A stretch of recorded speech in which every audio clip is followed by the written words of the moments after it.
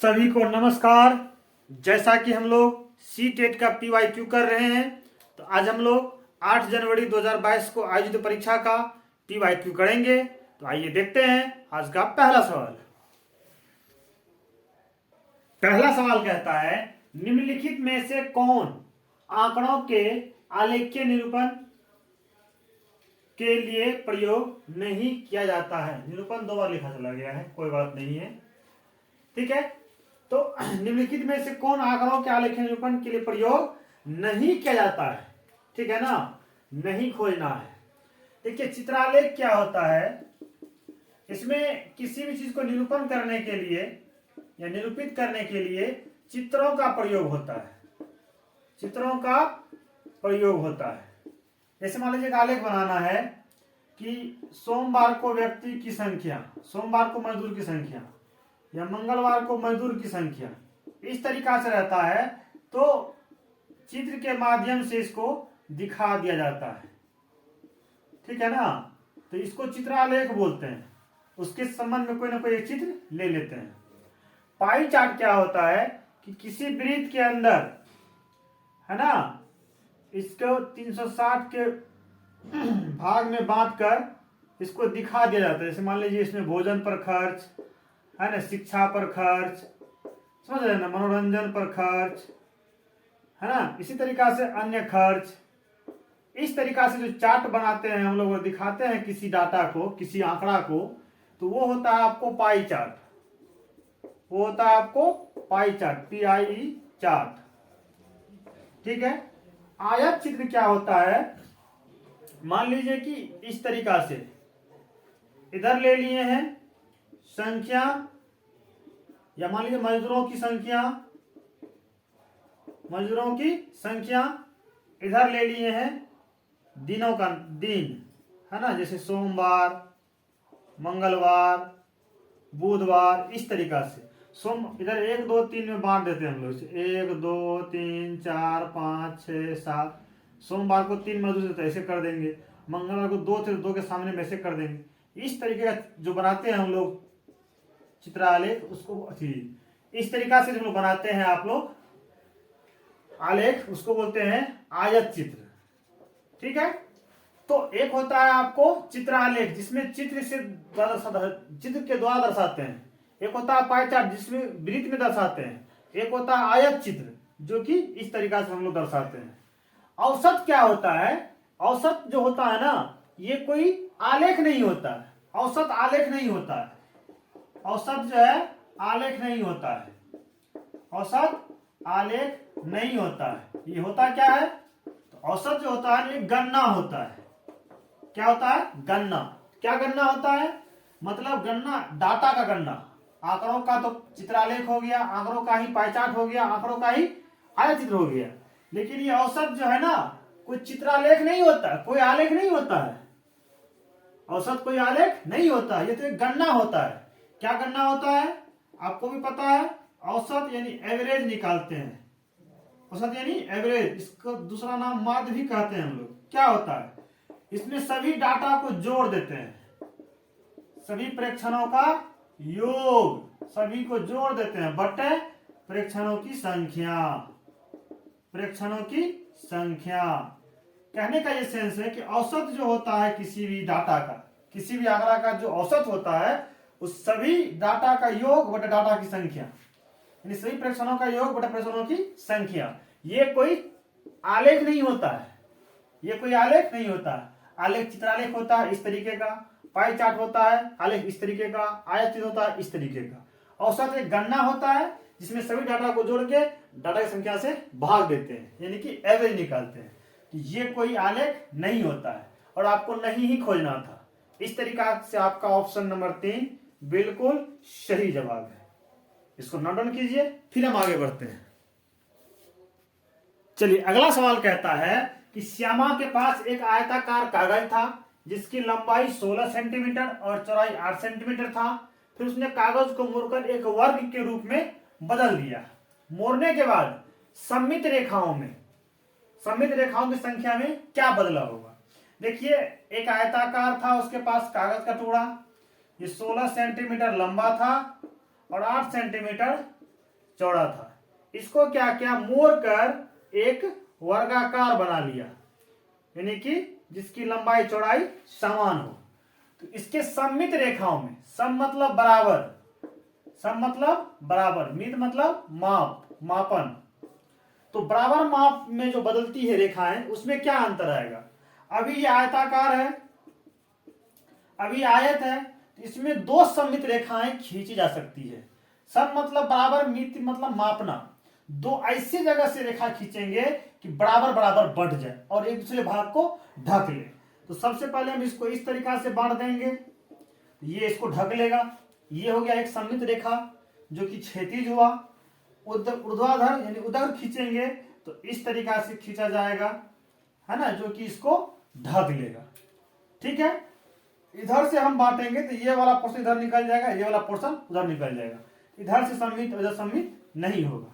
तो अभी तक इसमें दो सममित रेखा थी आयत में। जब इसको हम वर्ग बना लेंगे तो देखिए इसमें सममित रेखाएं कहां कहां खींची जाएगी। एक तो हम सीधे खींच सकते हैं, ये इसको ढक लेगा। दूसरी सममित रेखा इधर से हो जाएगी, ये इसको ढक लेगा। तीसरी सममित रेखा इधर से हो जाएगी, विकर्ण के सदिश, इसको ये पूरे पूरे ढक लेगा क्योंकि ये वर्ग है, चारों तरफ से बराबर है। और चौथी सममित रेखा हम इसका ऐसे खींच सकते हैं, यानी वर्ग में हम 1 2 3 4 सममित रेखा, 4 सममित रेखाएं खींच सकते हैं। तो आयत में 2 सममित और वर्ग में 4 सममित।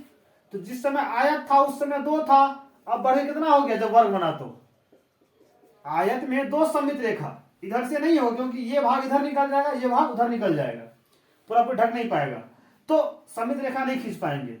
यहां 2 था, जब ये वर्ग बना तो 4 हो गया, ये 2 से ये 4 हो गया, ये 2 बढ़ गया है, 2 क्या हो गया है, बढ़ गया है। वही हो जाएगा, सममित रेखाओं की संख्या में 1 बढ़ जाती है, 1 घट जाती है, 2 बढ़ जाती है, 2 घट जाती है, 2 बढ़ती है। ऑप्शन नंबर 3 आपका बिल्कुल सही जवाब होगा, ऑप्शन नंबर 3। इसको नोट डाउन कीजिए, फिर हम आगे बढ़ते हैं। आपका सवाल यदि होगा कि आयत इधर से क्यों नहीं, तो आप समझ लीजिए, यदि ये मान लीजिए बोर्ड आयताकार है, इसको बीच से हम सममित खींचेंगे तो ये उधर बढ़ जाएगा और ये इधर बढ़ जाएगा।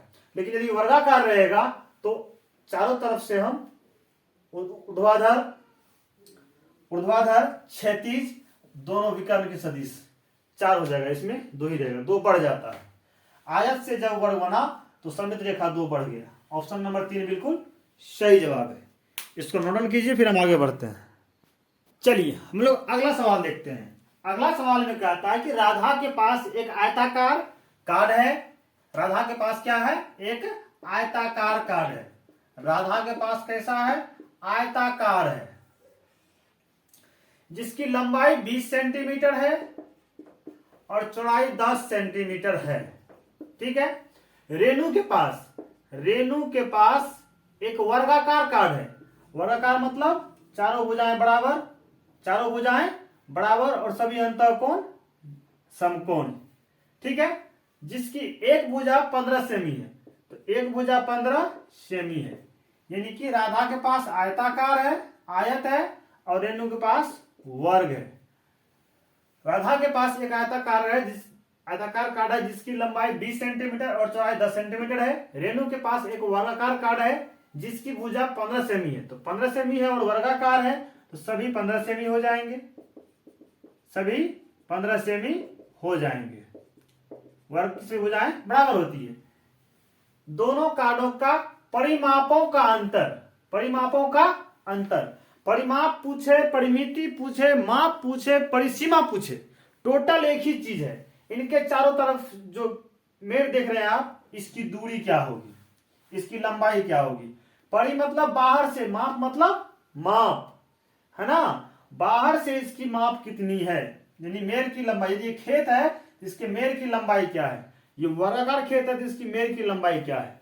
क्षेत्रफल पूछता तो कितना ये फैला हुआ है, कितना जगह में ये फैला हुआ है। लेकिन परिमाप पूछ रहा है तो हम लोग क्या करेंगे, यहां पर लगाएंगे आयत का परिमाप। आयत का परिमाप क्या होता है, 2 इंटू लंबाई जोड़ चौड़ाई, लंबाई जोड़ चौड़ाई, क्योंकि ये लंबाई तो ये भी आपके लिए लंबाई, ये चौड़ाई तो ये भी चौड़ाई, है ना, यानी 2 चौड़ाई और 2 लंबाई होता है। इसीलिए कहीं बार में लिखते हैं 2 इंटू लंबाई जोड़ चौड़ाई। 2 इंटू दो लंबाई दो चौड़ाई को हम शॉर्टकट में ऐसे ही लिखते हैं 2 इंटू लंबाई जोड़ चौड़ाई। इंटू मतलब गुना। लंबाई का मान कितना दिया हुआ है 20 सेमी। चौड़ाई का मान कितना दिया हुआ है 10 सेमी। पहले ब्रैकेट की क्रिया कर लीजिए 2 इंटू 20 10 30 सेमी। 23 दूनी अब बाहर निकालेंगे ना, बीच में कोई चिन्ह गुना हो जाएगा। कितना हो गया 60 सेमी।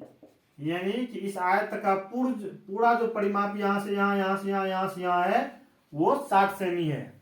वर्ग का परिमाप क्या होता है, वर्ग का परिमाप क्या होता है, चारों भुजा बराबर है ना, तो इसका होता है 4 गुना भुजा।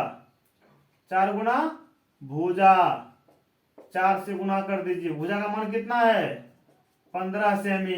15 चौके 60 सेमी। यानी इसका भी परिमाप 60 सेमी, इसका भी परिमाप 60 सेमी। इसीलिए अंतर 60 सेमी, इसमें से इस 60 सेमी को घटा दीजिए। दोनों बराबरे है, 60 में 60 गया, या इसको बोलेंगे वो प्लस में वो माइनस में, 60 में 60 गया 0 सेमी।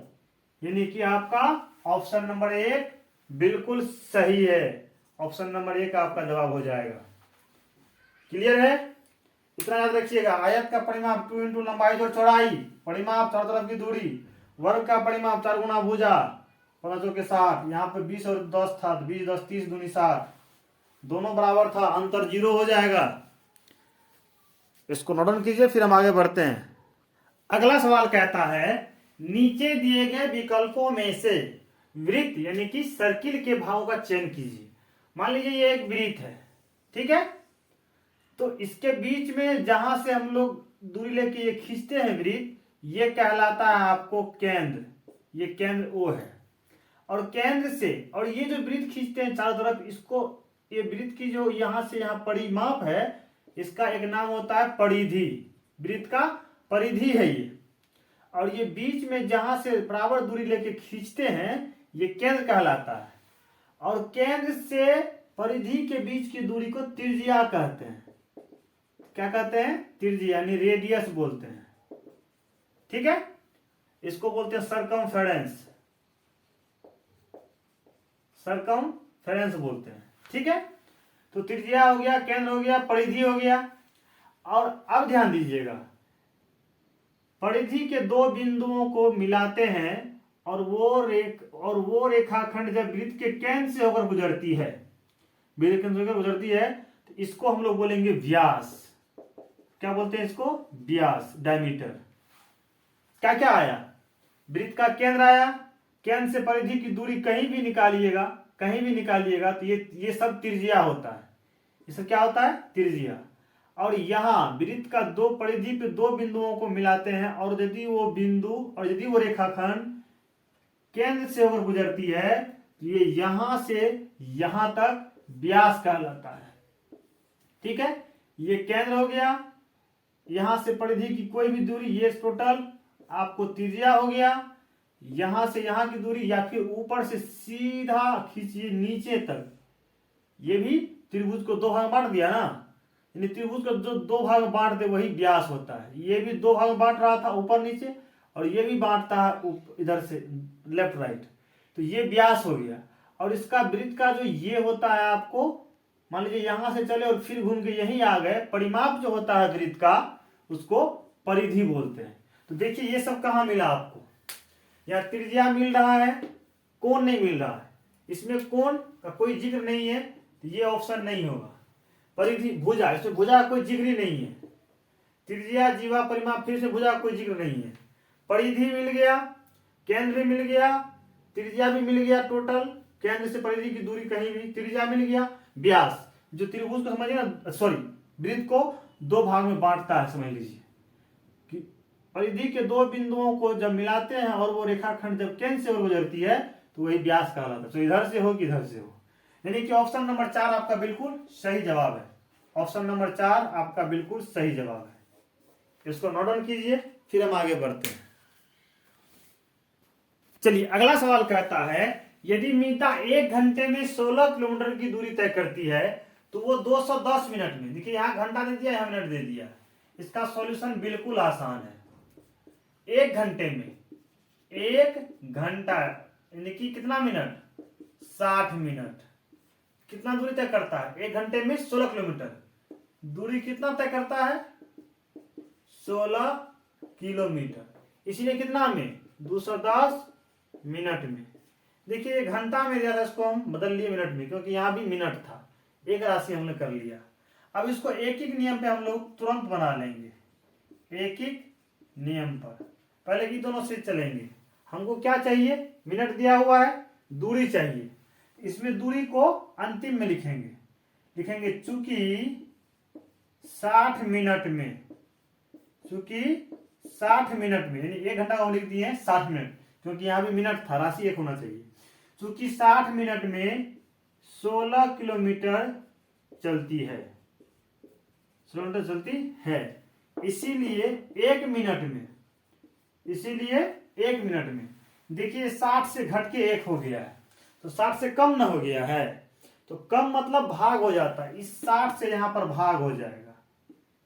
16/60 किलोमीटर चलती है, इसीलिए कितना मिनट में, 210 मिनट में, इसीलिए 210 मिनट। जब 60 से घट के 1 हुआ था तो 60 से भाग हो गया था, अब 1 से बढ़ के 210 हो गया है, तो बढ़ा है तो गुना हो जाएगा। 210 मिनट में 16/60, यहाँ बढ़ा है तो गुना हो जाएगा। यही होता है एक एक नियम। देखिए 0 से 0 कट जाएगा, 3 से 3 दूनी 6, 3 7 21, 2 कम 2, 2 8 16, 8 7 56/1 किलोमीटर। यानी इसका अर्थ हो गया 1 से भाग से कोई फर्क नहीं पड़ता है, यानी 56 किलोमीटर की दूरी तय करेगा। यानी ऑप्शन नंबर 2 आपका बिल्कुल सही जवाब है। सिंपल तरीका से हम लोग एक एक नियम से निकाल लिए। ठीक है, 60 मिनट में 16 किलोमीटर, तो हमको चाहिए क्या, किलोमीटर ना, इसीलिए इन दोनों में किलोमीटर को बाद में लिखे। तो चूंकि 60 मिनट में 16 किलोमीटर, इसीलिए 1 मिनट में जैसे ही 60 से घट के 1 हुआ, यानी घट रहे हैं, घटना मतलब भाग, इससे भाग हो जाएगा, नीचे हो जाएगा। फिर बढ़ गए हो गया 210 मिनट, तो जैसे ही बढ़ेंगे, घटे तो भाग, बढ़े तो गुना हो गया। 0 से 0 कट जाता है, 3 से 3 दूनी 6, 3 7 21, 2 से 2 8, 2 का 2, 2 8 16, 8 56 किलोमीटर। ठीक है, इसको नोट डाउन कीजिए, फिर हम आगे बढ़ते हैं। चलिए अगला सवाल कहता है कि अमृता एक वर्गाकार कागज पर ऊर्ध्वाधर रेखाएं बनाकर उन्हें 10 समान आकार की आयताकार पट्टियों में बांटती है। पहले ना, अमृता एक वर्गाकार कागज पर ऊर्ध्वाधर रेखाएं, पहले एक वर्गाकार बना लीजिए, पहले एक वर्गाकार बना लेते हैं हम लोग। ठीक है, चलिए ये मान लीजिए ये आपका वर्गाकार है, मान लीजिए लंबाई चौड़ाई बराबर है। कहता है कि अमृता एक वर्गाकार कागज पर ऊर्ध्वाधर रेखाएं बनाकर उन्हें 10 समान आकार की आयताकार पट्टियों में बांटती है। ध्यान दीजिएगा, ऊर्ध्वाधर ऊपर से नीचे करके 10 भाग में बांटता है, 1 2 3 4 5 6 7 8, 1 2 3 4 5 6 7 8 9, एक और मान लीजिए ये हो गया 10 बराबर मतलब वह उनमें से 3 पट्टियों में लाल रंग भरती है, 3 पट्टी में लाल रंग भरता है। मान लीजिए 1 2 3, इन तीनों में ये लाल रंग से ऐसे ऐसे भर देती है। ठीक है, अब वह उसी कागज की शीट में 10 क्षैतिज, ये तो हो गया ऊर्ध्वाधर, अब 10 क्षैतिज खींचेंगे। ठीक है, लेकिन पहले यहां तक का काम हम लोग कर लेते हैं। अभी रंगा हुआ भाग कितना है, रंगा भाग कितना है, तो छायांकित भाग बटे कुल भाग, तो रंगा हुआ भाग है 1 2 3, ये रंगा हुआ भाग है 3/10। खाली भाग कितना है, रंगा नहीं भाग, रंगा नहीं यानी खाली, खाली का हिस्सा कितना है, 1 2 3 4 5 6 7, 7/10। रंगा हुआ भाग बटे कुल भाग, खाली भाग तो खाली की संख्या बटे कुल संख्या, जो मांग रहा है सो ऊपर कुल नीचे। अब कहता है कि वह उसी कागज की शीट में 10 क्षैतिज रेखाएं बनाती है। अब ध्यान दीजिएगा, ये तो ऊर्ध्वाधर खींच दिए, अब 10 क्षैतिज भी खींचती है इसी पे। 1 2 3 4 5 6 7 8 9 10, 1 2 3 4 5 6 7 8 9 10 हो गया।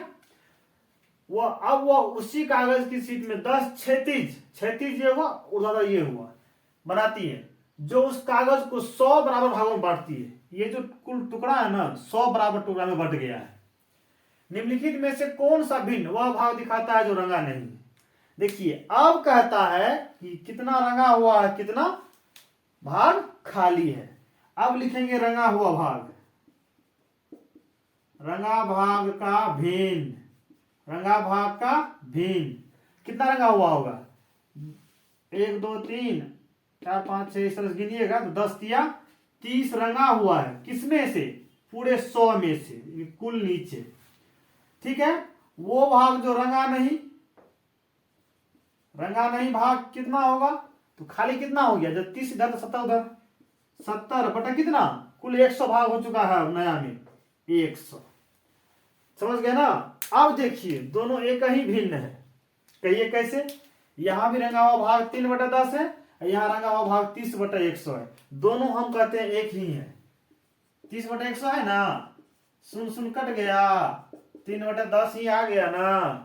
यहां देखिए 7/10, यहां 70/10, 70/100 है, सुन कट गया, 7/10 हुआ, हो गया ना।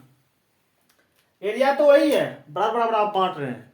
तो भिन्न जिस समय हम पढ़ा रहे थे, उस समय हम बताए थे कि छायांकित भाग बटा कुल भाग। तो जिस समय 10 भाग था, उस समय 3 भाग छायांकित था, तो रंगा हुआ भाग 3/10। खाली का पूछने लगा तो खाली बटे कुल, तो कुल 7 खाली था 10 में से, तो 7/10। रंगा हुआ भाग तो रंगा हुआ का संख्या बटे कुल संख्या, खाली का भाग तो खाली का भाग बटे कुल संख्या। तो जिस समय 10 भाग था, उस समय 3/10 और 7/10 हम लोग आके, जिस समय ये 10 और उसको 10 चौड़ा कर दिया, 100 भाग हो गया। उस समय रंगा हुआ भाग 30 को रंगा हुआ, टोटल 100 में से 30/100। रंगा हुआ नहीं तो 70 खाली, कुल 100, 70/100। दोनों एक ही बात है, दोनों एक ही एरिया न है। 10 में 3 कहेंगे, 100 में कहेंगे 30 कहेंगे। तो कहता क्या है कि वह कौन सा भाग है, निम्नलिखित में से कौन सा भिन्न वह भाग है जो रंगा नहीं है? रंगा नहीं है तो 7/10 या 70/100। देख लीजिए कौन सा ऑप्शन आपका अवेलेबल है। 70/100 तो यहाँ अवेलेबल नहीं है, लेकिन 7/10 तो इसी का मान हुआ। मान लीजिए 70/100 है ना, ये कट गया 7 से, तो 7/10 नहीं हुआ। ऑप्शन नंबर 2 आपका बिल्कुल सही जवाब है। ठीक है ना, क्योंकि हम भिन्न के बारे में बताते हैं बराबर कि छायांकित भाग बटा कुल भाग। छायांकित भाग पहले 3 था 10 में, 3/10। खाली का भाग तो खाली बटे कुल 7/10। जब उसको 100 भाग में बांट दिया, उसी को 100 भाग में बांट दिया, 100 बराबर भाग में, तो भरने के बाद 30 भरा हुआ 100 में, 30/100। भरा हुआ नहीं खाली, तो खाली 70 है, अब 100 में 70/100। एक ही बात है, दोनों का मान एक ही है। ठीक है ना। हमको लगता है कभी कभी सीटेट टाइम टेकने के लिए सवाल को लंबा कर देता है। ठीक है, तो आपको हर तरीके से समझ लेना है। इसको नोट डाउन कीजिए, फिर हम आगे बढ़ते हैं। देखिए, हम आपका 1 मिनट एक्स्ट्रा समय लेते हैं। ठीक है, सिर्फ कंसेप्ट क्लियर कीजिए। 10 भाग में 3 भाग रंगा हुआ था, तो ये रंगा हुआ भाग हुआ, है ना, कि 10 में 3 रंगा हुआ था, तो छायांकित भाग बटे कुल भाग। अब कहता है रंगा नहीं, रंगा नहीं, तो कुल में से इसको निकाल देंगे, कुल में से रंगे हुए भाग को निकाल देंगे ना, तो रंगा नहीं निकल जाएगा।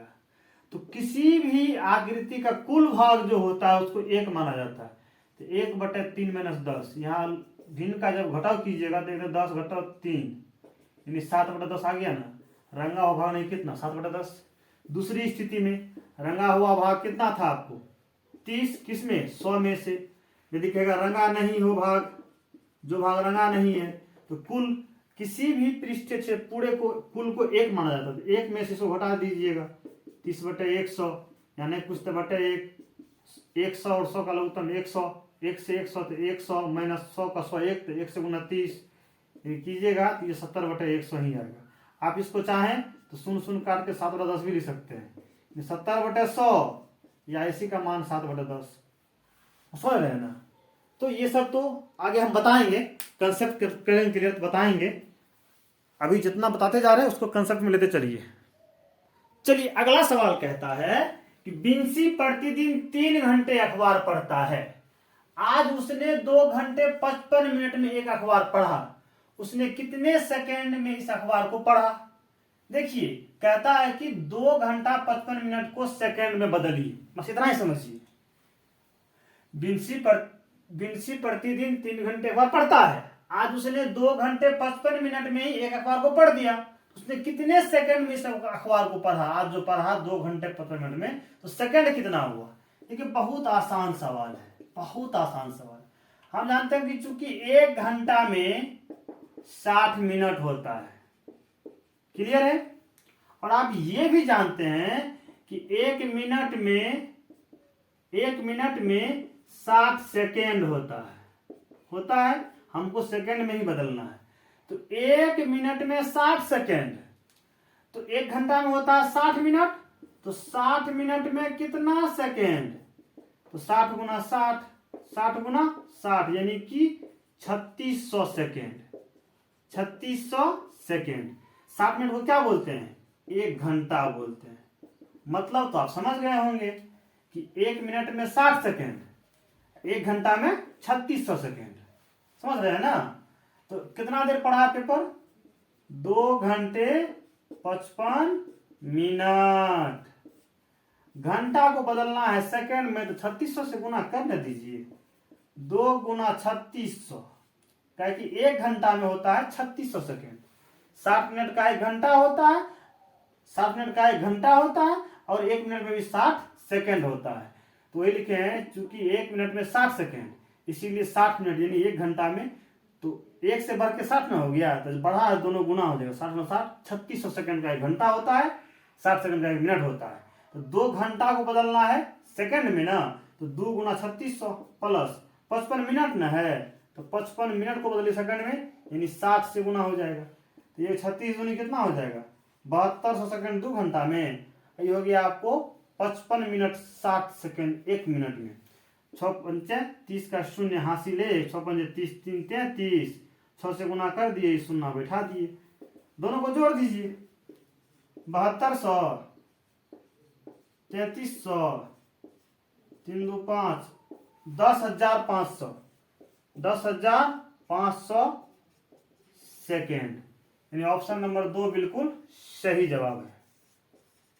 बहुत आसानी से समझ गए होंगे। 1 घंटा में 60 मिनट, 1 मिनट में 60 सेकेंड, तो 1 घंटा में 60 गुना 60 यानी 3600 सेकेंड।